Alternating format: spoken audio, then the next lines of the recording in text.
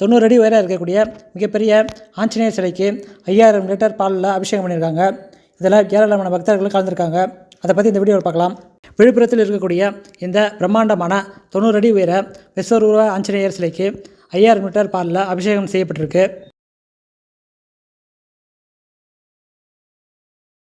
தமிழ் புத்தாண்டை முன்னிட்டு விழுப்புரத்தில் இருக்கக்கூடிய எல்லா கோயில்களையும் சிறப்பு வழிபாடு நடைபெற்று இருக்குது.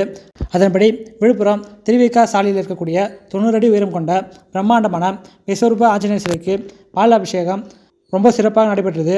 இதுக்காக 90 உயரம் இருக்கக்கூடிய இந்த விஸ்வரூப ஆஞ்சநேயர் சிலைக்கு சிறப்பு பூஜைகள் செய்யப்பட்டன.